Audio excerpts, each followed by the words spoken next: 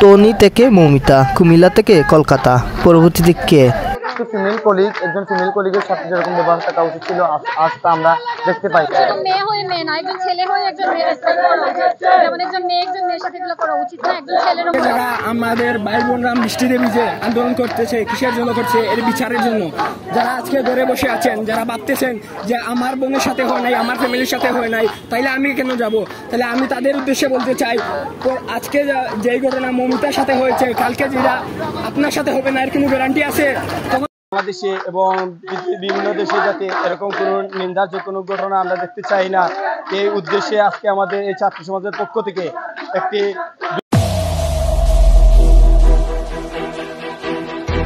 আমিও দরজা মেলে ঘুমাতাম যদি আমি ছেলে হতাম। বন্ধুর সঙ্গে সারা রাত ঘুরে বেড়াতাম যদি আমি ছেলে হতাম। বলতে শুনি সবাইকে, মেয়েকে পড়ালেখা করিয়ে শক্ত বানাও। যখন পড়ালেখা করে ডাক্তার হলো, তাহলে আজ কেন আমার বোন হারাতে হলো? যদি আজ আমি ছেলে হতাম তাহলে হয়তো এটা হতো না। এই কথা লিখেছেন একজন বোন তার ফেসবুক আইডিতে। ইনি মৌমিতা দেবনাথ, পশ্চিমবঙ্গে আরজেকার মেডিকেল কলেজের 31 বছর বয়সী চিকিৎসক। একটা শরীর, 18 থেকে 20 জন পুরুষ, 113টা খামরের দাগ। জাস্ট ইমেজিন একটি সুস্থ মেয়েকে ঠিক কতক্ষণ গলা চেপে ধরে রাখলে তার চোখের মনি দিয়ে রক্ত বেরিয়ে আসে। এই পুরো সময়টা যে দুইজন ব্যক্তি মৌমিতার হাতে চেপে ধরেছিল, তাদের মধ্যে একজন মৌমিতার ফ্যামিলির কলিগ। আই রিপিট, মৌমিতার ফ্যামিলির কলিগ। চোখ দিয়ে রক্ত বেরিয়ে আসার আগ মুহূর্তে মৌমিতা নিশ্চয়ই এই ফ্যামিলির কলিগের দিকেই তাকিয়েছিলেন। চোখের ভাষায় বারবার বোঝানোর চেষ্টা করছিল, আমাকে বাঁচাও, তুমিও তো একটি মেয়ে।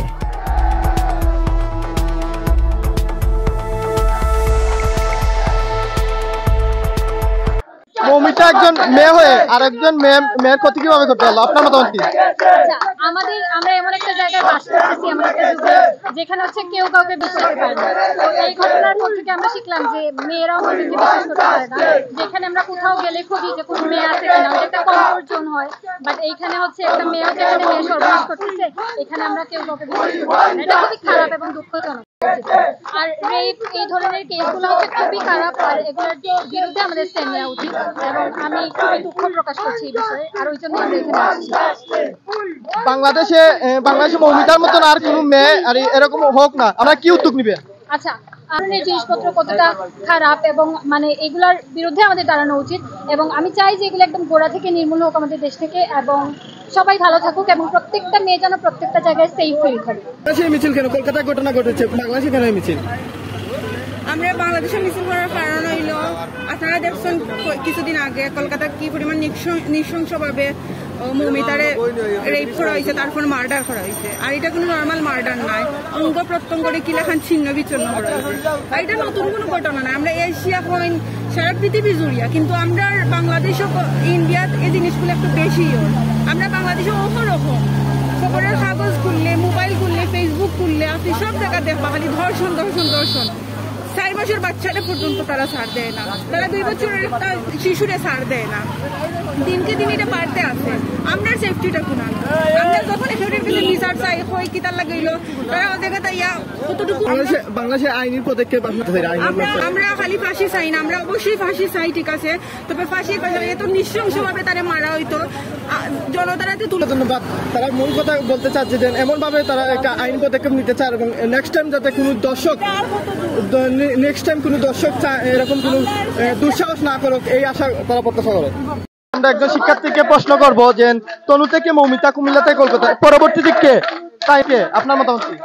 পরবর্তীতে যাতে আমাদের এই বাংলাদেশে এবং বিভিন্ন দেশে যাতে এরকম কোনো নিন্দার কোনো ঘটনা আমরা দেখতে চাই না, এই উদ্দেশ্যে আজকে আমাদের এই ছাত্র সমাজের পক্ষ থেকে একটি বিক্ষোভ মিছিল। যারা মেডিকেলের একজন ডাক্তার, তার তীব্র অভিনন্দন। ভবিষ্যতে যাতে বাংলাদেশের বুকে এরকম কোন কুলাঙ্গার জন্ম না নেয়, যদি কোনো কুলাঙ্গার জন্ম নেয় ছাত্র সমাজ তাকে ধরে এবং আইনে হাতে তুলে দিবে। এবং কোনো দর্শককারী যদি দর্শন করে আর তার যথাযথ যদি কোনো প্রমাণ থাকে, তাকে যাতে জনসম্মুখে একটি সমাবেশ করে ডেকে তাকে জনসম্মুখে ফাঁসি দিয়ে তাকে মৃত্যুদণ্ড দেওয়া হোক, যাতে এই মৃত্যুদণ্ডের মাধ্যমে দেশবাসী বুঝতে পারে যে কোনো দর্শনকারী যাতে ভবিষ্যতে এরকম দর্শন করার সাহস না থাকে। তাই এই পদক্ষেপ আমরা আজ থেকে গ্রহণ করি। আমরা জড়ো হয়েছি কমলগঞ্জ উপজেলা চত্বরে। আমাদের ভারতের যে ঘটনা ঘটেছে, এই যে মর্মান্তিক ঘটনা আমাদের মৌমিতা বোনের সাথে ঘটেছে, এই ঘটনাটা আসলে খুবই দুঃখের। কেননা একজন ফিমেল কলিগের সাথে যেরকম ব্যবহার থাকা উচিত ছিল, আজ তা আমরা দেখতে পাইনি। আসলে আমরা পুরুষের থেকে নারীরা যদি সচেতন হয়, নারীদের অবদান অনেক ক্ষেত্রে আছে। আমরা যদি নারীরা সচেতন হয়ে যাই, একজন বোনের সাথে যদি আরেকজন বোনের সম্পর্ক যদি সুদৃঢ় হয়, একজন বোন যদি আরেকজন বোনের পাশে এসে দাঁড়ায়, আসলে আমরা এই ঘটনাগুলো এখন কমিয়ে আসবে। এবং আমি বলতে চাই, যারা এখন ঘরে বসে আছে এবং যারা বলতেছে আসলে এটা কলকাতা হয়েছে, আমাদের এখানে হয়ে কী হবে, আমি বলতে চাই আমরা এটা বহির্বিশ্বে প্রচার করতে চাই, বহির্বিশ্বে আমরা জানান দিতে চাই, যাতে আজকে মৌমিতার সাথে ঘটেছে, অন্য ক্ষেত্রে এটা আর জীবনে কারোর সাথে না ঘটে। এটা যে কালকে আমার ঘরে আমার বোনের সাথে ঘটবে না, তার কোনো গ্যারান্টি নেই।